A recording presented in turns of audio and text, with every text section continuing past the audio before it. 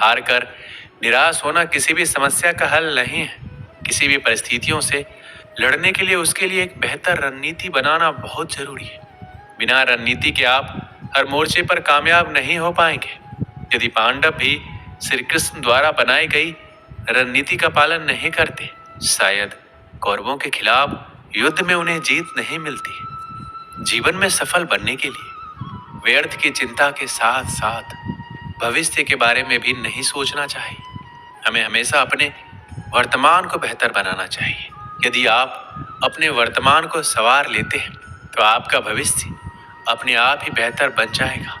इच्छा, निर्णय और निश्चय, ये शब्द हमने हमारे जीवन में कई बार सुने हैं, है ना? जीवन में बहुत बार बहुत कुछ पाने की इच्छा होती है, किंतु क्या केवल इच्छा करने से कुछ बदलता है, कुछ प्राप्त होता है?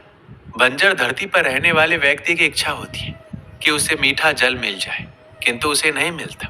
जिसने कुआं खोदने का निर्णय कर लिया, उसे धारा खोदने के लिए कुदाल मिल ही जाती है, और जो निश्चय कर चुका है उसे देर सवेर मीठा जल प्राप्त हो ही जाता है। इसलिए जीवन में केवल इच्छा ना करें, निर्णय करें और फिर निश्चित ही सब मिलेगा। श्री कृष्ण कहते हैं, ये अग्नि ही है जो ऊर्जा बनकर हमें जीवित रखती है। किंतु सोचिए, यदि ये ऊर्जा क्रोध की अग्नि बनकर भड़क जाए तो क्या होता है? एक तिनके में लगकर संपूर्ण वन को भस्म कर देती है। उसी प्रकार मनुष्य के क्रोध की अग्नि भी दूसरों को तो जलाती ही है, किंतु उससे पूर्व स्वयं उसे भस्म कर देती है। तो क्या किया जाए? कैसे नियंत्रण में किया जाए इसे?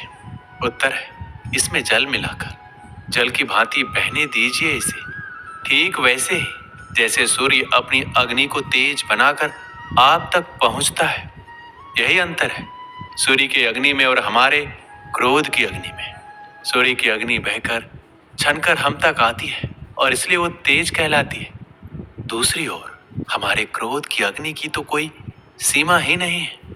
तो अपने भीतर की ऊर्जा को क्रोध बनाकर जलाना चाहते हैं या ऊर्जा बनकर बहाना चाहते हैं? निर्णय आपका है। श्री कृष्ण कहते हैं, मनुष्य में एक बड़ा ही विशेष गुण पाया जाता है, मूल्यांकन करना। क्या महंगा है, क्या सस्ता है? जिसे खरीदने के लिए अधिक धन लगे, अधिक परिश्रम लगे, वो महंगा।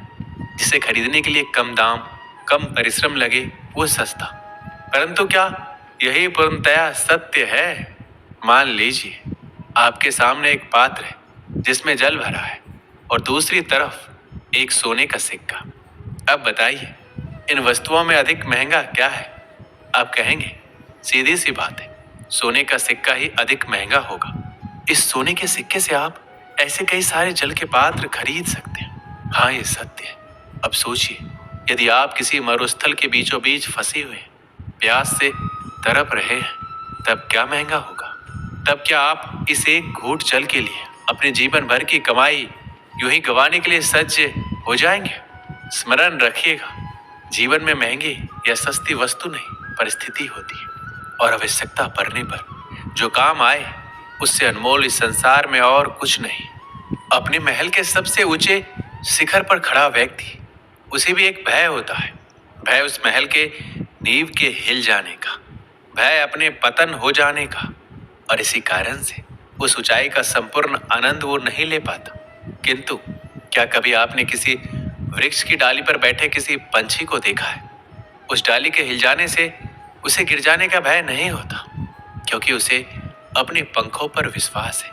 इसी प्रकार हम में से अधिकतर लोग किसी न किसी सहायता से ऊंचाई पर पहुंचे हैं, किसी की सहायता से सफलता प्राप्त करते हैं, किंतु सफलता का आनंद केवल वही प्राप्त कर सकते हैं जिन्हें गिरने का भय ना हो। इसलिए किसी की सहायता पर नहीं, किसी के सामर्थ्य पर विश्वास कीजिए। हम जिस मनुष्य पर अति विश्वास करते हैं वही हमारे विरुद्ध षड्यंत्र करते हैं। प्रेम और विश्वास पाने के लिए अवसर मांगे नहीं जाते, अवसर ढूंढकर उस प्रेम और विश्वास को जीता जाता है। स्वार्थ से रिश्ते बनाने की कितनी भी कोशिश करें, वो कभी नहीं बनते, और प्रेम से बने रिश्तों को कितना भी तोड़ने की कोशिश करें, वो कभी नहीं टूटते। बुरे वक्त में हर कोई भगवान को याद करता है, पर दुनिया में बहुत ही कम लोग हैं जो अपने अच्छे वक्त में भी भगवान को याद करते हैं। संघर्ष करते हुए कभी मत घबराना, क्योंकि संघर्ष के दौरान ही इंसान अकेला होता है। सफलता के बाद तो सारी दुनिया साथ देती है। प्रेम का कोई रूप नहीं होता। जब कोई एहसास खुद से ज्यादा अच्छा लगे तो वो प्रेम है। सच्चा स्नेह करने वाला केवल आपको बुरा बोल सकता है, कभी आपका बुरा नहीं कर सकता, क्योंकि उसकी नाराजगी में आपकी फिक्र और दिल में आपके प्रति सच्चा स्नेह होता है। परेशानी आए तो ईमानदार रहे, धन आ जाए तो सरल रहे, अधिकार मिलने पर नर्म रहे और क्रोध आने पर शांत रहे। यही जीवन का प्रबंधन कहलाता है। यहाँ सभी के जीवन में मुसीबतें जरूर है, लेकिन जो मुसीबतों से लड़कर आगे बढ़े वही आज की महाभारत का अर्जुन है। गिरने में कोई आपत्ति नहीं है, बस गिरो तो उस बूंद की भांति जो इस संसार को नया जीवन देती है। और उस उठने में कोई अच्छाई नहीं है जिसमें किसी और के कंधों पर पांव रख कर उठा जाए। श्री कृष्ण कहते हैं, मनुष्य की एक विशेष प्रवृत्ति होती है। वह कभी स्वयं से संतुष्ट नहीं रहता, कभी स्वयं से प्रसन्न नहीं रहता। जो है उससे अधिक पाना चाहता है, जो पा लिया उससे आगे बढ़ना चाहता है, अपने जीवन में परिवर्तन लाना चाहता है। और ये प्रवृत्ति संसार में सबसे महान है, क्योंकि इसी प्रवृत्ति के चलते संसार में विकास होता है। किंतु इस बदलाव के लिए मनुष्य उसकी खोज में रहता है, जो उसके जीवन में बदलाव ला सके, उसे मार्ग दिखा सके, उसके जीवन में परिवर्तन ला सके। और इसके लिए मनुष्य संसार भर में उसे खोजता है जो उसके पास है। बताइए कौन? यदि कोई आपका जीवन बदल सकता है तो दर्पण देखिए, वो आप स्वयं है जो आपका जीवन बदल सकता है।